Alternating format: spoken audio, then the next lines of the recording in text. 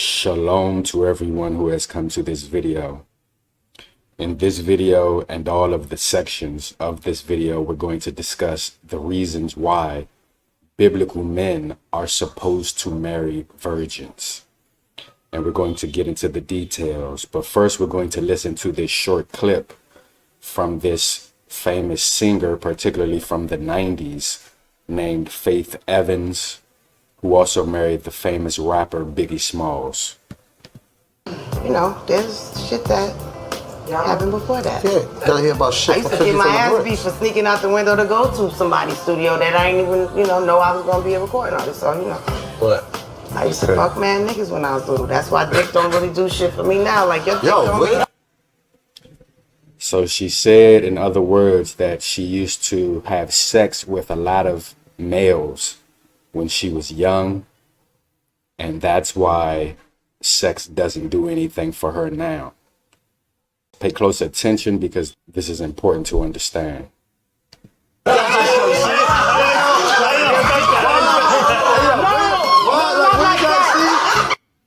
So she saw everyone's reaction, so she said, hey, that came out wrong, not like that.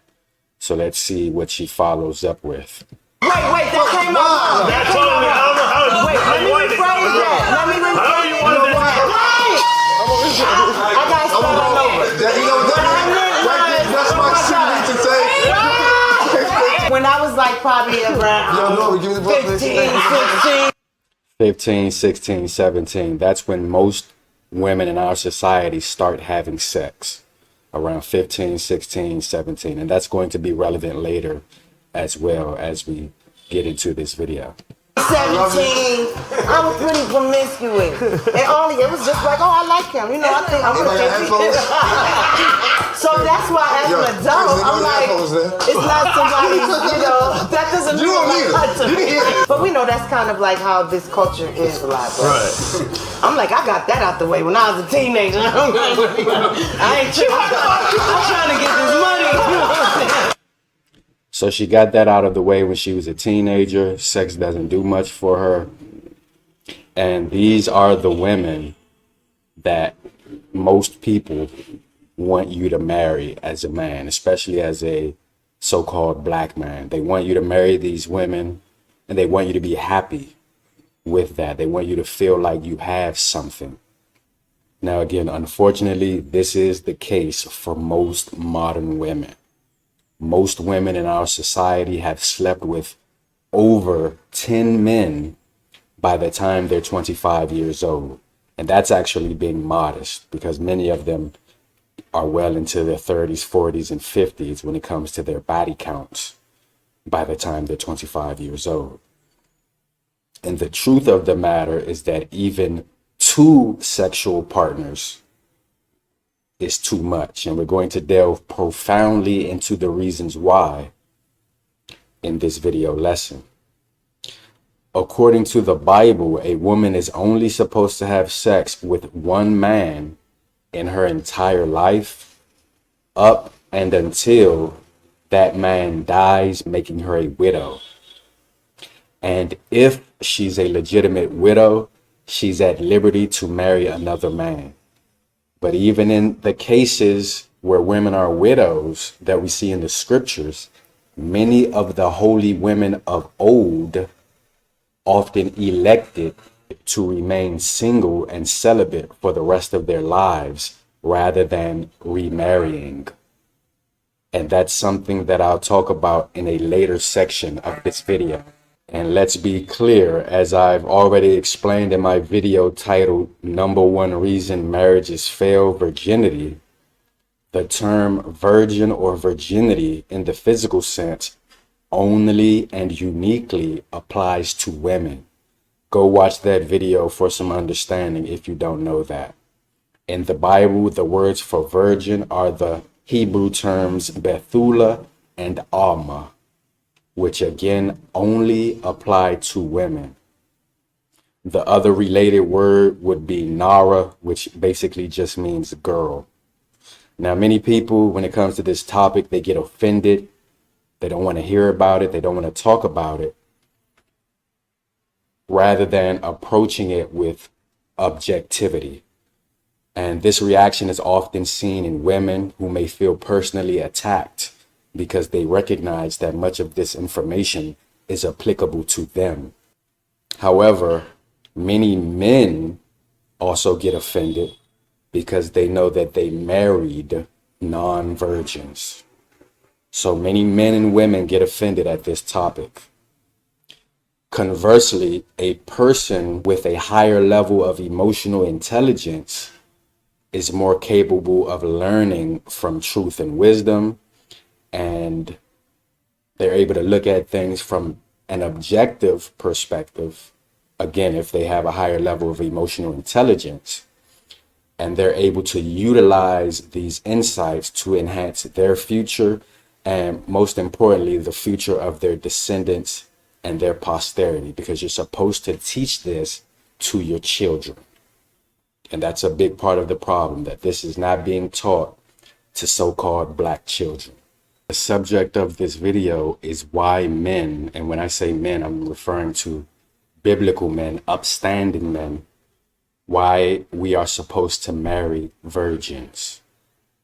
We already know that the men of the world, they're going to do what they do. But this is talking about men of substance. So we have here on the screen a study. It's called The Harmful Effects of Early Sexual Activity and Multiple Sexual Partners Among Women, a book of charts. And you see the authors of the study here. So I'm going to skip down. So the study is showing us various ways that women's lives are affected when they have multiple sexual partners. It says women who have more non-marital sexual partners are more likely to be infected with sexually transmitted diseases. That should be obvious. And it explains down here that around 3.6% of sexually active women who have had 0 non-marital sex partners have contracted an STD. So a few of the women who have had no non-marital sexual partners have even contracted STDs, meaning they've only had sex with their husband or husbands. However, and as we would expect, the more non-marital sexual partners women have had, the higher of a chance they have to have an STD. And you can see that on the screen here. 1, 2, 3, 4, 5, 6 to 10, 6 to 20. And after 21, they just pretty much put them all in the same bucket. They're all whores. It says 41%. So we can see the trend. We can see that it increases the more sexual partners that the woman has. Now, when we talk about genital herpes, as it says here, it says who gets genital herpes? It says genital herpes is more common in women than men. 1 in 5 women ages 14 through 49 has genital herpes, compared with 1 in 10 men of the same age. And as many of us already know, women are more susceptible to sexually transmitted diseases than men. So men and women are not equal, whether you're talking about STDs or whether you're talking about mental, spiritual, etc. effects. Sex does not affect men and women equally. And that's why you'll see in the Bible that many righteous men had multiple wives. But again, a woman is always expected to be with one man. And that's why, as we know, the Most High created men with the ability to get multiple women pregnant just within a few days time frame. Within 2 days, one man could theoretically get 20 women pregnant. All right. He could spread his seed and get 20 women pregnant. And there's a reason why men are built that way. Because obviously, if one man is getting, let's say, 5 women, which are his wives, pregnant in 1 week, they're going to procreate more efficiently and more quickly than a man who only has 1 wife. Conversely, if a woman has 5 sexual partners or 10 or 20 sexual partners, It doesn't matter. She can only get pregnant once, and then she will have to wait 9 months in order to have one of the men's babies, just to have one of their babies. So that's not efficient for procreation. Polygyny is efficient for procreation, but polyandry, which is one woman with multiple men, is not efficient for procreation. And we're going to go into more details about why women should only be having sex with one man in this video. Reading on, it says a woman's anatomy body puts her more at risk for genital herpes than men. Wow, what a surprise. It says small tears in vaginal tissue can make it easier to get genital herpes. It says genital herpes is also much more common in African American women. 1 in 2 African American women between the ages of 14 and 49 is infected with HSV2 that causes genital herpes. In other words, they're saying, according to the CDC, that half of American black women have herpes. So that's the first reason why you should be marrying a virgin, which should be simple for you to understand. So I've scrolled down and it says on the screen here, women who have more non-marital sexual partners are less likely to have stable marriages. Wow, what a surprise. And it says down here, it says this chart covers sexually active women over the age of 30. Women were defined as having a stable marriage if they were currently married and had been in that same marriage for at least 5 years. Women who had more non-marital sex partners were less likely to have stable marriages.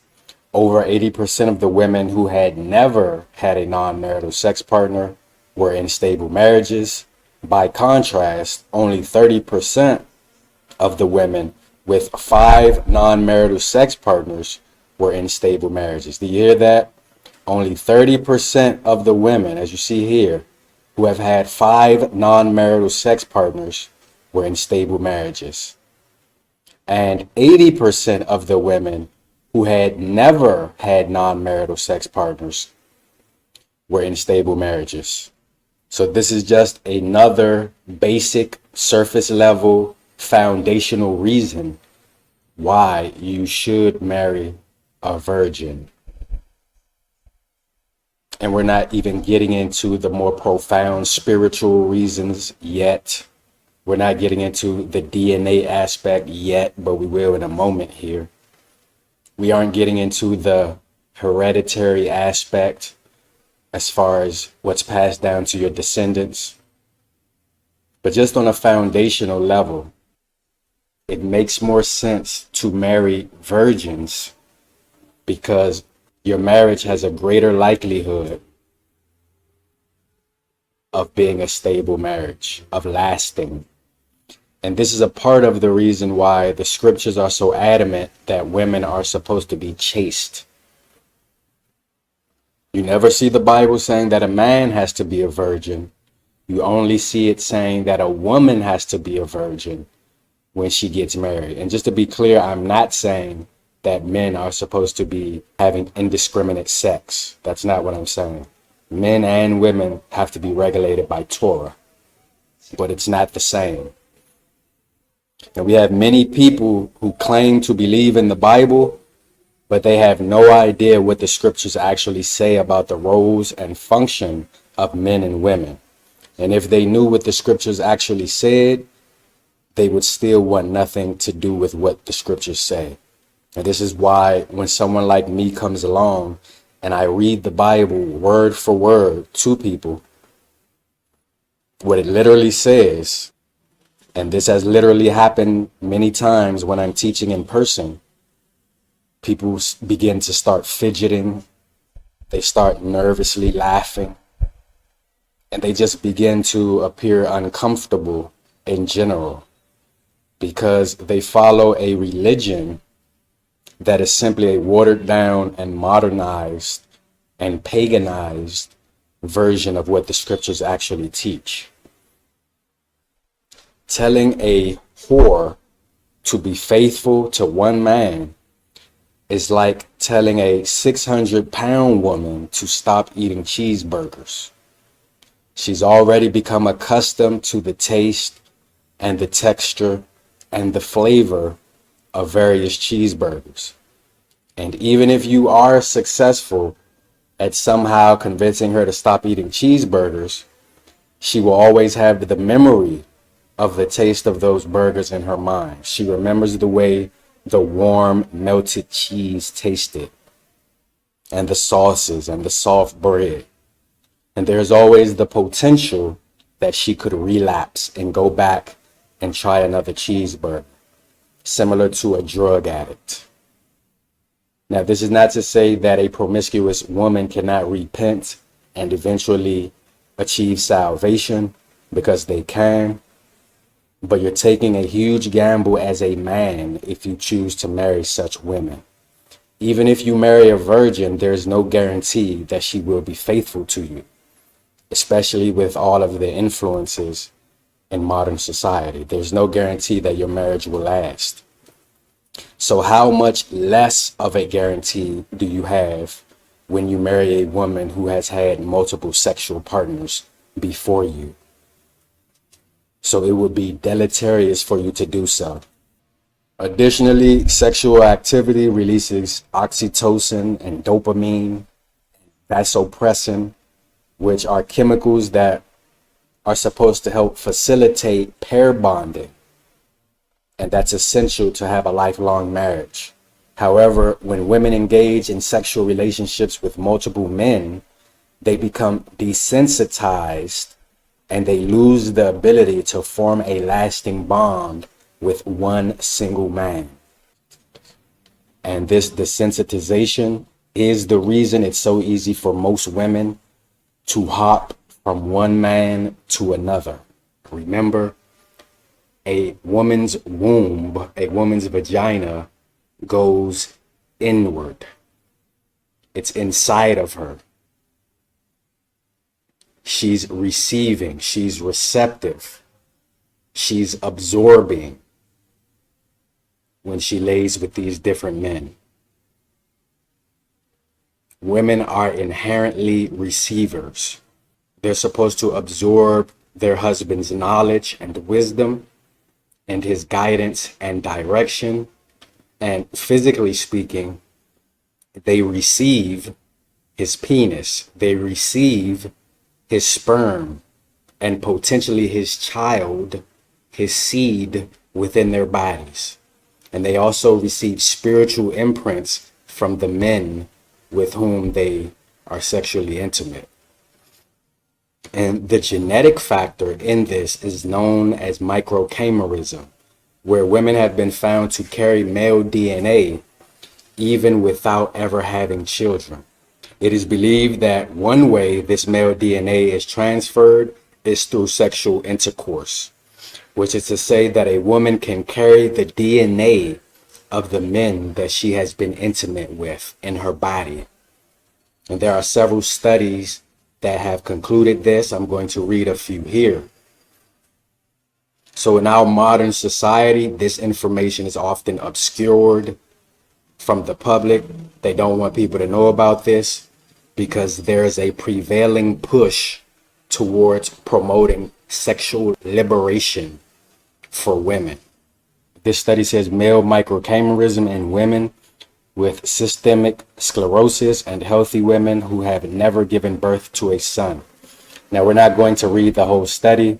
It says the objective is to determine the frequency of male microchimerism in healthy women or women with systemic sclerosis who had never given birth to a son. In other words, male DNA within these women. Let's look at the conclusion. The conclusion says microchimerism with male DNA can be found in the circulation of women who have never given birth to a son. Thus, sources other than a male birth must be considered when male DNA is used to measure microchimerism. In other words, we understand that women would have male DNA if they've given birth to male sons. That makes sense. But these women had not given birth to male sons and are sometimes still found with male DNA within their bodies. It says, although other studies are needed, there was no apparent difference in women with systemic sclerosis and healthy women.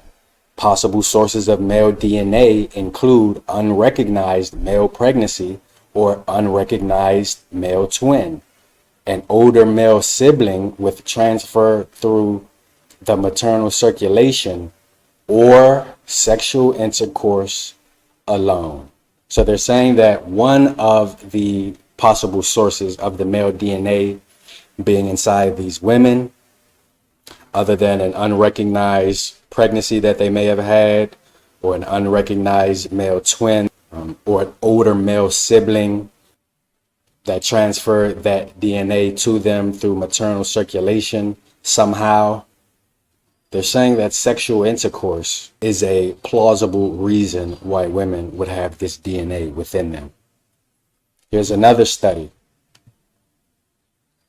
We're just going to read the conclusion. It says, male microchimerism was not infrequent in women without sons. Besides known pregnancies, other possible sources of male microchimerism include unrecognized spontaneous abortion, vanished male twin, an older brother transferred by the maternal circulation, or sexual intercourse.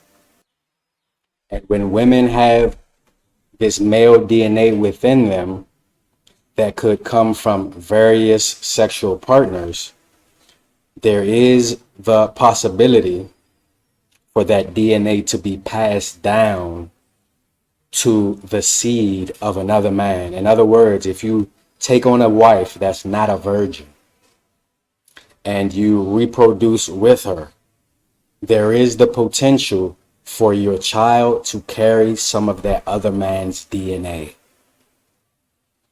The woman is the soil, and the soil is not to be polluted, as the scriptures make clear. But we're going to go into all of that more later in this video. So we're going to listen to some of this interview of an honorable elder in the faith by the name of Thomas Murray. Elder Murray has been with his wives for over 25 years. And his eldest, or his senior wife, I should say, Gina Murray, Dr. Gina Murray, is in the interview with him. She is the woman who wrote the book called The Them in Him. It's a popular book about biblical patriarchal structure, a book that I do recommend checking out. Because I'm going to go ahead and ask this question, and then we're going to continue with your second book. But because some of the stuff you said is on topic with the question that was asked here, and this is asked by Elder Rufus. Yes, sir. Okay, so he said, how do we restore the minds of the wayward women that went seeking after other knowledge and in the process allowed multiple men to deposit their DNA inside of them?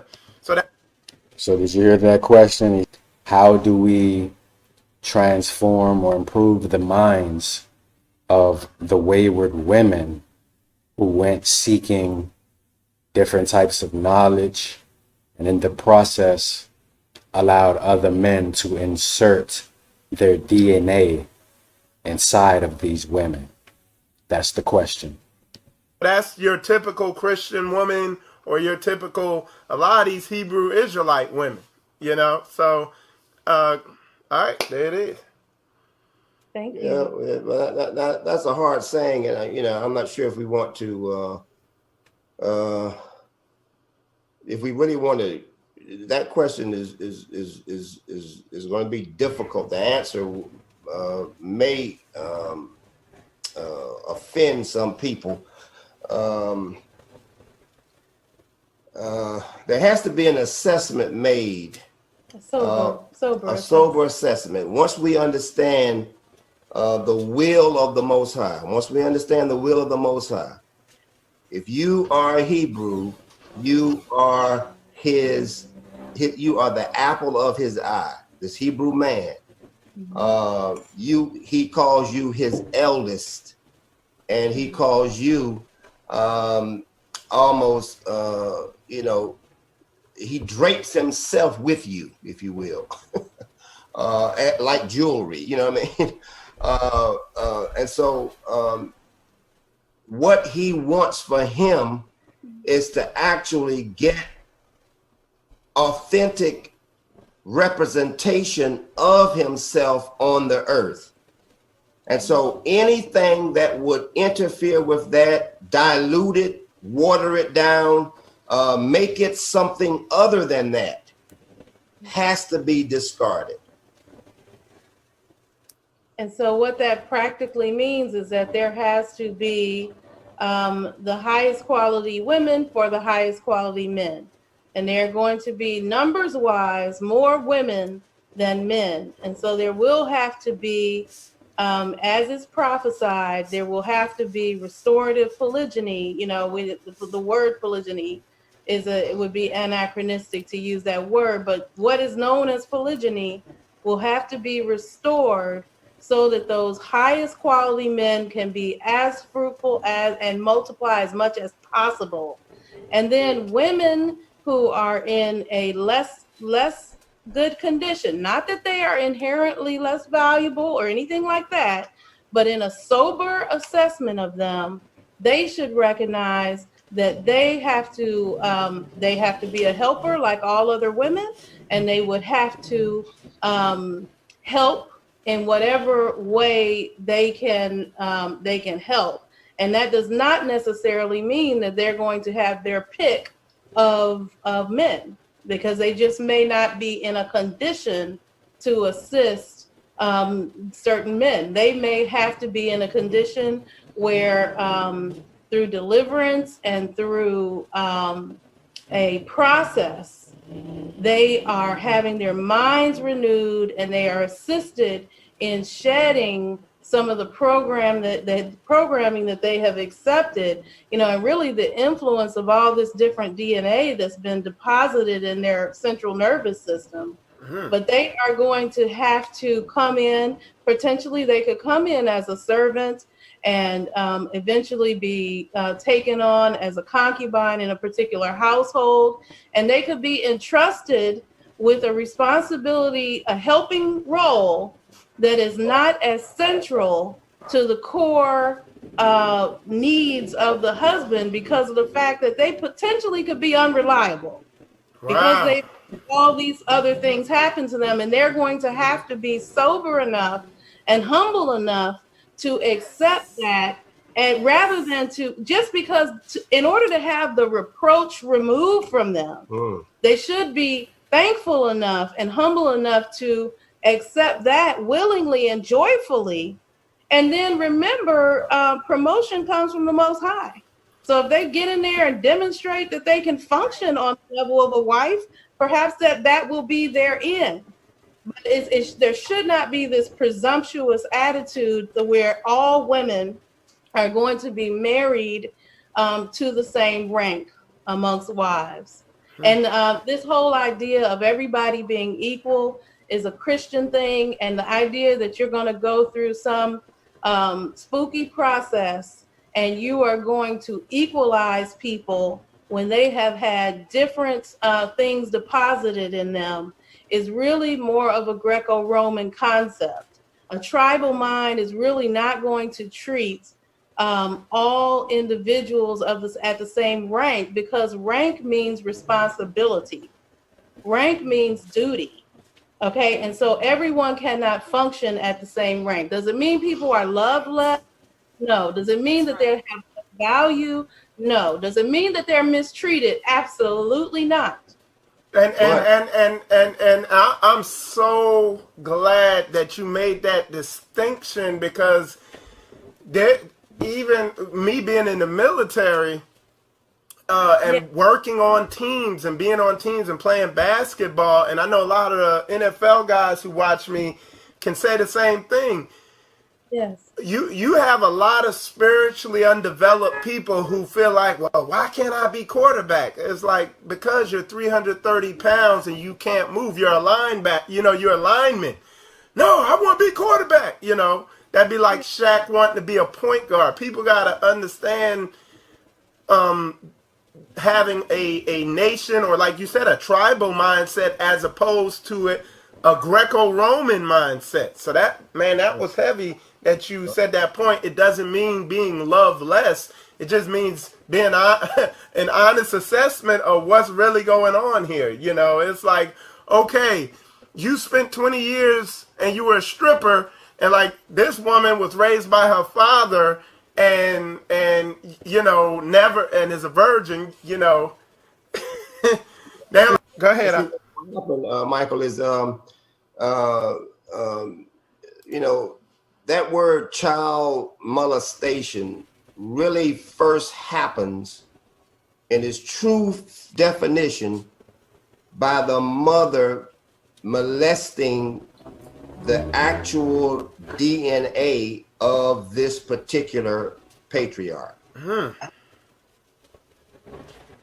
Because he plants his seed in her, and then she takes it and shocks it and warps it with all this other DNA that has been deposited in her during these prior attempts. Right. And so, and as a result, this child has been molested, and this child now cannot function in the way that the Most High intended for the child to perform. And so as a result, and this is why I would say those who have had all that happened to them, coming directly to that question, they would have to be discarded as it relates to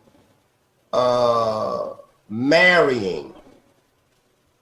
They could assist in other areas, but if we're trying to be true to getting the right person on the earth, the right people on the earth, they would have to be excluded from that.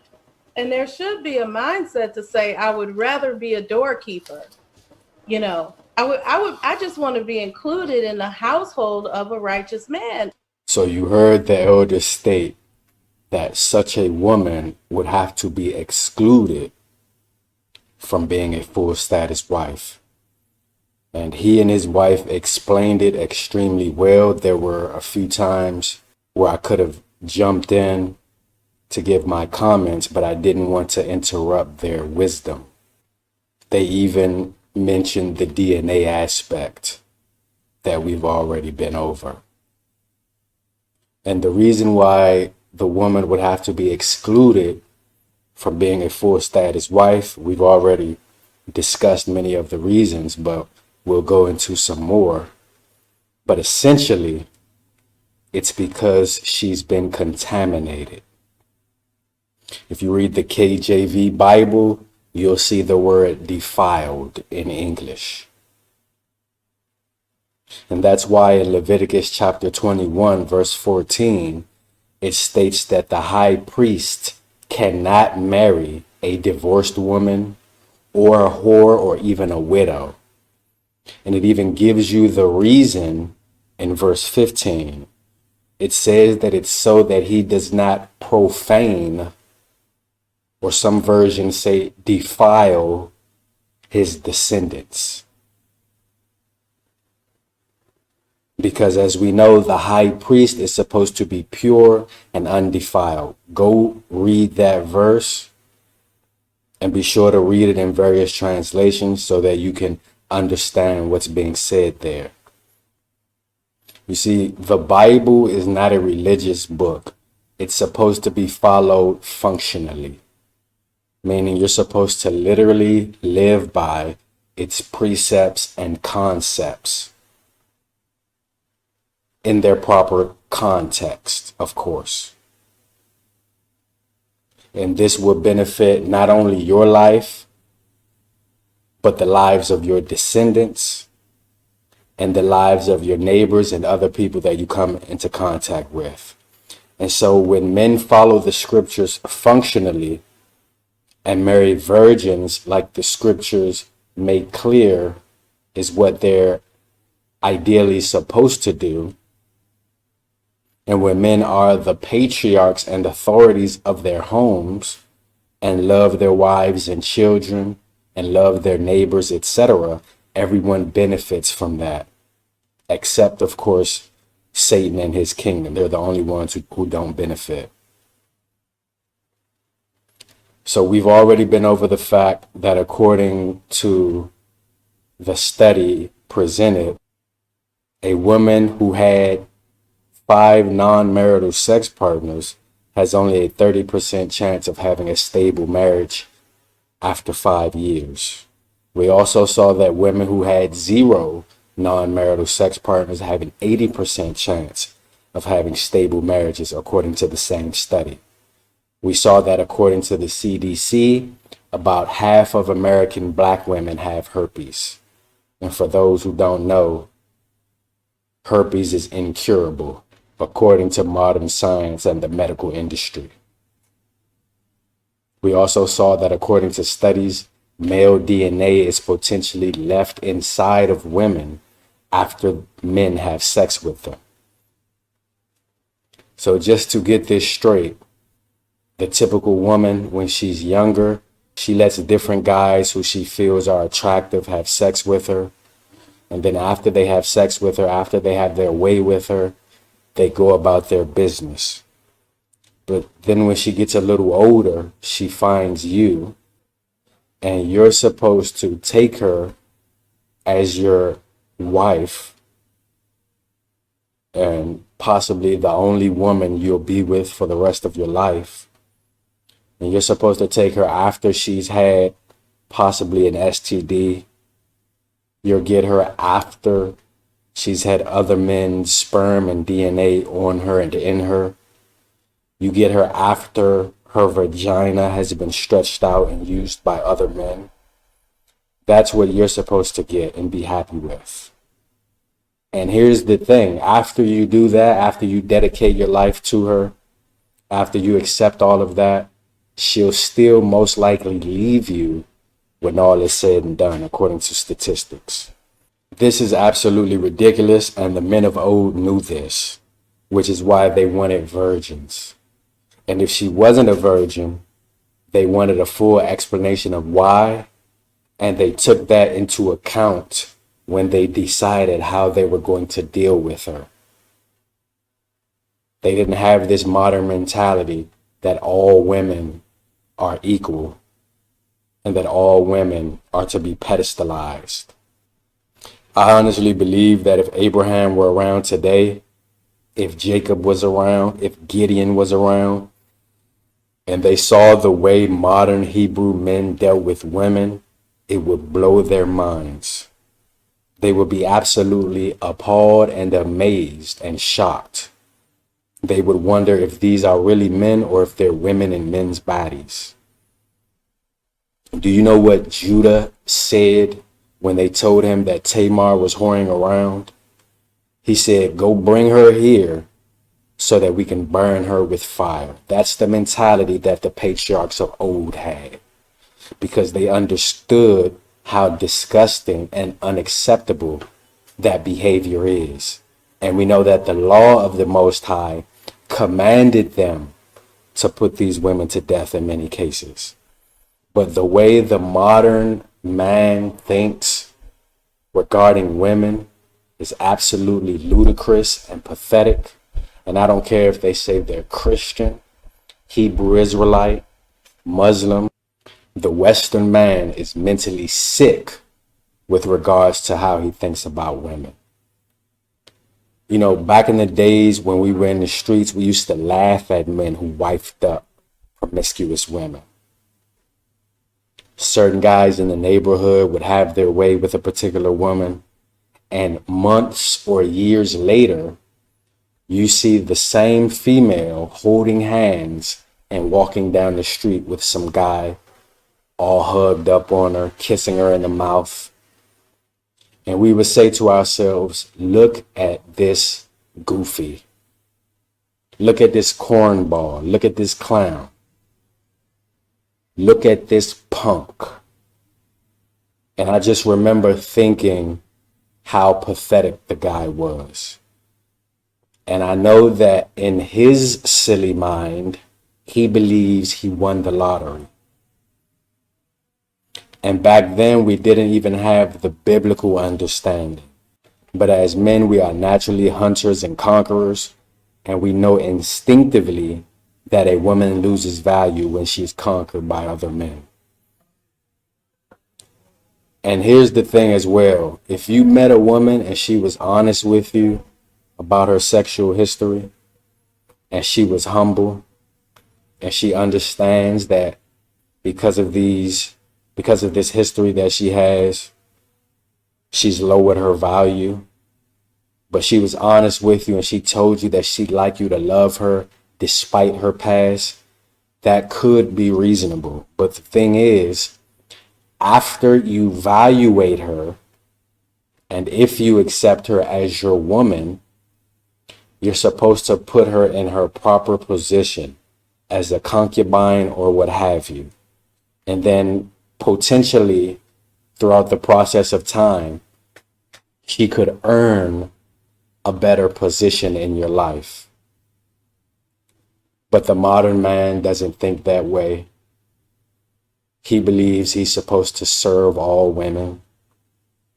What we have today is the extreme, where men take these women who sometimes even have children by other men, and they prop them up on a pedestal and dedicate their lives to these women as if they have a full status virgin wife. And if she had children by other men, that means that another man's sperm literally took over her body and mind, literally hijacked it, and developed an entire human being inside of her for that other man. And that DNA imprint and connection that she has with that man will probably never leave that woman. So remember what Faith Evans said.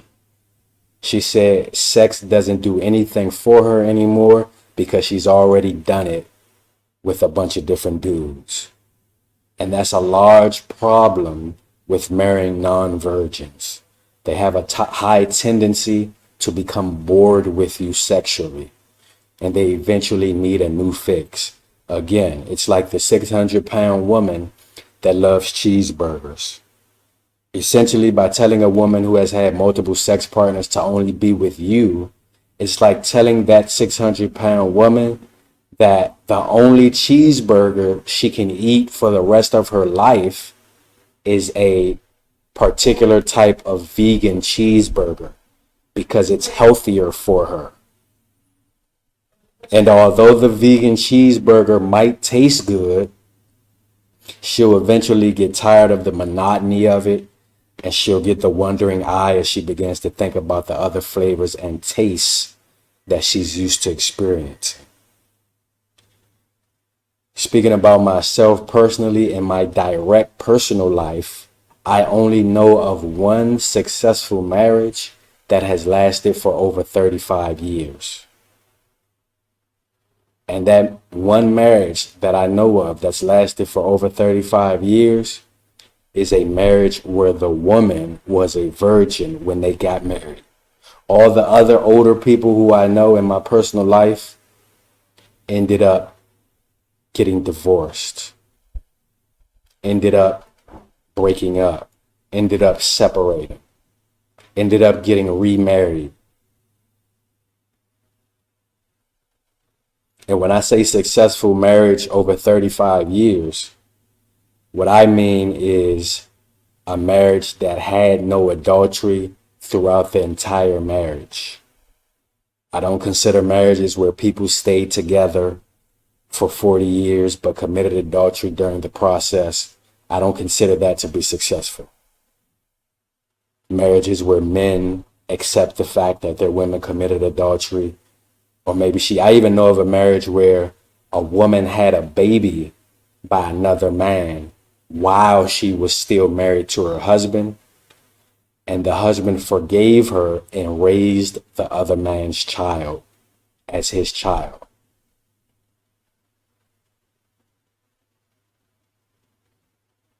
And Dr. Gina Murray was also a virgin when she married Thomas Murray, according to their own testimony. So any of these women can act like they care about what the Bible says for a period of time after you meet them, and while they still feel good about being with you. But women are fickle, women are capricious, and she can change at any time. In fact, there's many feminist, so-called Christian and Hebrew Israelite women. There's even study groups where feminist Hebrew Israelite women who all left their husbands get together and call themselves studying the Bible. So just because some woman acts like she's listening to you when you're teaching her the Bible, that doesn't mean that that's going to last. The only way to know for 100% sure that a woman is serious about the Most High is after you've grown old together and she's proven it throughout the course of your lives together. In other words, the only way you'll know for sure and the only time you'll know for sure is at the end of your lives. As it says in Ecclesiastes, the end of a thing is better than the beginning. And that's because it's not until all is said and done that we can look back and see who was really about what they were supposed to be about. So again, your chances are always going to be better with a virgin. In every way, shape, fashion, and form, it's better to have a virgin wife. But the society that we live in wants men to accept whores as wives. And many people resent the fact that men, especially so-called black men, would dare to set a standard that women have to be virgins in order to be considered as full status wives. But if more men did this and taught this to their children, then there would be less promiscuity in our society. So as the salt of the earth, as the hidden ones, as the remnant, we are the ones who are supposed to be setting the standard. This is not about putting someone down. It's about setting the correct standard. And then in the future, our descendants, our spiritual and physical descendants, can benefit from the decisions that we made generations prior. They can benefit from the mentality that we passed down generations prior. So we're going to briefly read from this article on the University of Cambridge website. It says, "How close are you to a fruit fly?" And you'll see in a few minutes here why I'm reading this. It says, fruit flies, I'm reading here, it says fruit flies are used by research groups throughout Cambridge to learn more about how genes determine development. It says that's because despite looking remarkably dissimilar to us, Drosophila have much the same fundamental biological makeup as humans. And when it says Drosophila, that refers to fruit flies. So we see that fruit flies have much of the same fundamental biological makeup as humans, and it says significantly for medical scientists, they share 75% of the genes that cause disease in the human population. So 75% of the genes that cause disease, that cause human aberrations, fruit flies share that. So that's a part of the reason why scientists are often running tests and doing experiments with flies. So understanding that, let's go into this next article. So as you can see on the screen here, the title of this study says, "Revisiting Telegony. Offspring inherit an acquired characteristic of their mother's previous mate." So it's going to talk about offspring inheriting from the previous sexual mate of the mother. Now, I'm not going to read all of this. I'm going to skip down.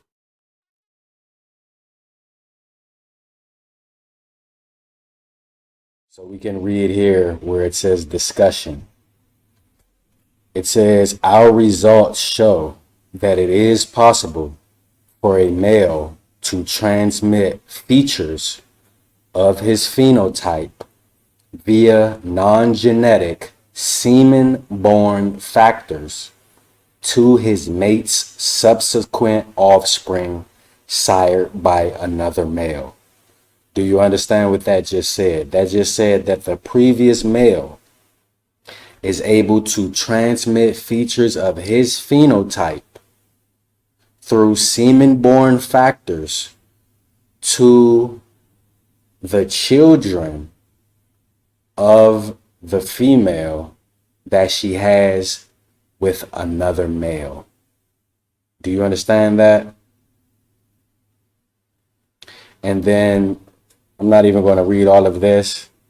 Reading here at the bottom, starting here, it says, our study thus confirms the possibility of telegony via non-genetic, i.e. transgenerational plasticity effects on non-offspring.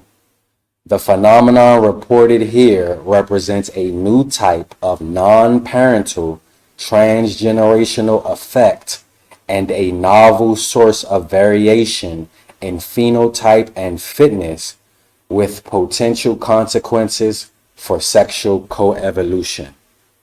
In other words, what they just explained to you is that the DNA sequence of the offspring itself is not directly changed. And that's why, as we know, if a biological father of a child takes a blood test, he will come back as 99.9% likely to be the father, even if the mother was a prostitute. He's still 99.9% likely to be the father. But what they're explaining here is that the previous male's DNA contains elements that are affecting the genome or the gene expression of the mother's future offspring.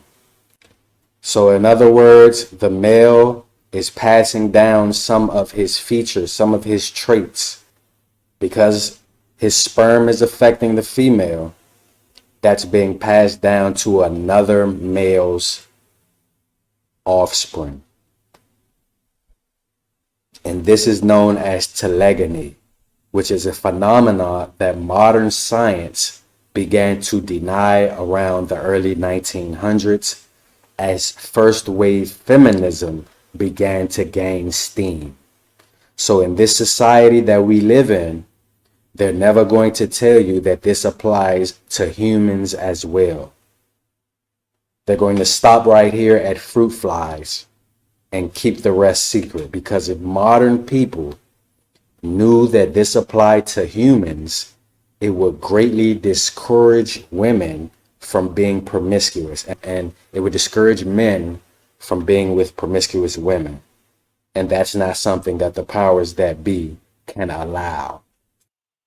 So it's very revelatory to read that article and to see that although in the 20th century, modern science denied that telegony was real, now they're saying, wait a minute, it actually is real.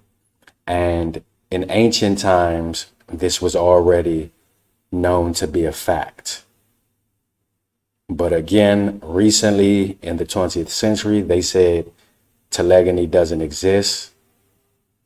But now they're showing, as we just read, that it actually does. And here's an article, as you can see, from 1896. I'm not going to read all of it.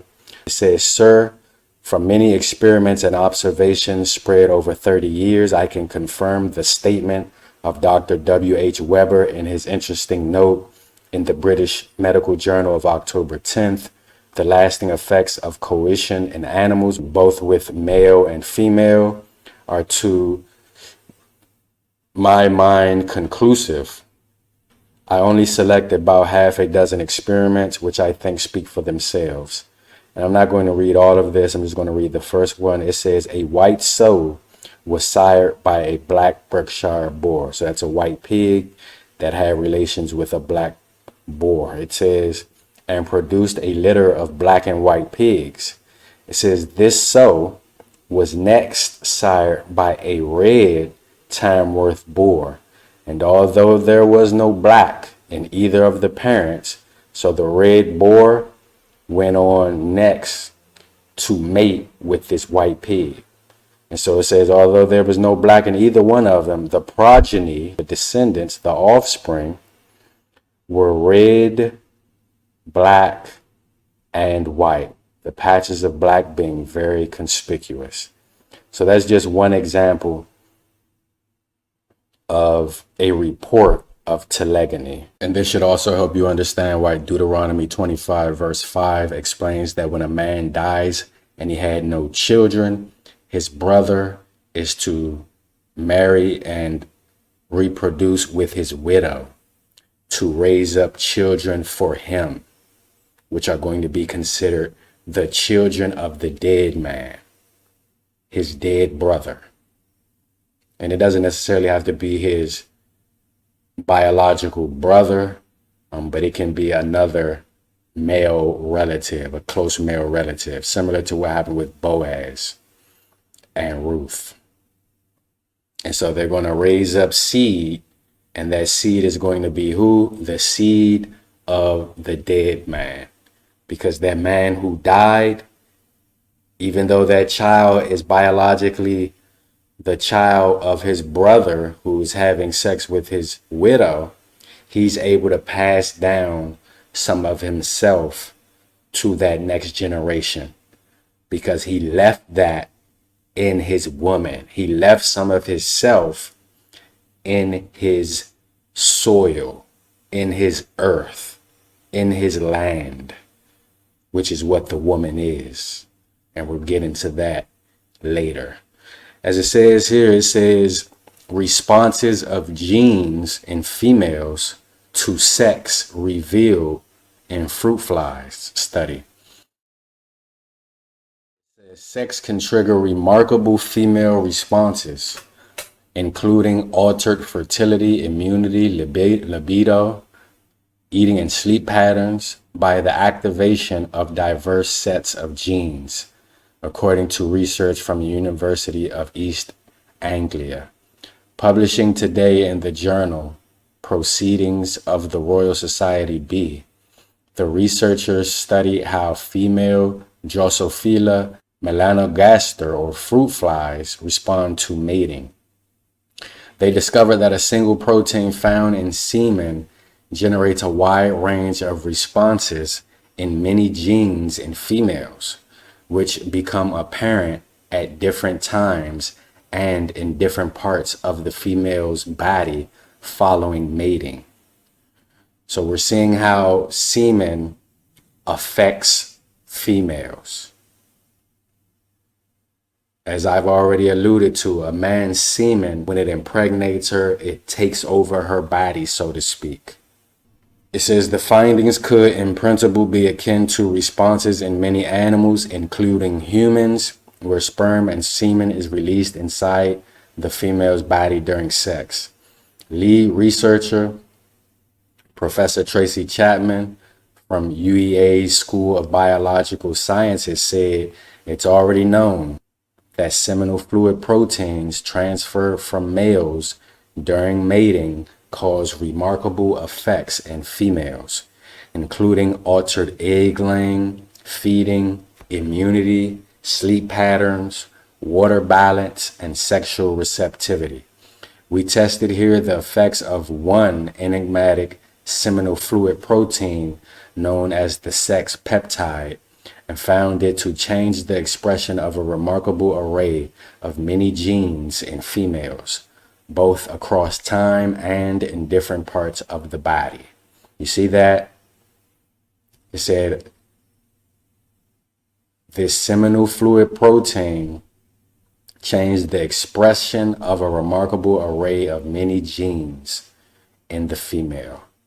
So this is what I was explaining to you, brothers, that when a woman lays with a man, And he leaves that DNA, he leaves that imprint, he leaves that mark. He leaves those fluids in her. He's leaving some of himself behind inside of that woman. It says there were significant alterations to genes linked to egg development, early embryogenesis, immunity, nutrient sensing, behavior, and unexpectedly, phototransduction, or the pathways by which they see. It showed that the semen protein is a master regulator, which ultimately means that males effectively have a direct and global influence on the behavior and reproductive system of the female. Such effects may well occur across many species. An additional and intriguing twist is that the effects of semen proteins can favor the interests of males whilst generating costs in females, resulting in sexual conflict. In other words, she's giving something up in certain cases, is what it's saying, as the male imprints and implements himself in the female. It says, for example, there can be a tug of war where males employ semen proteins to ensure that females make a large investment in the current brood, even if that doesn't suit the longer term interests of females.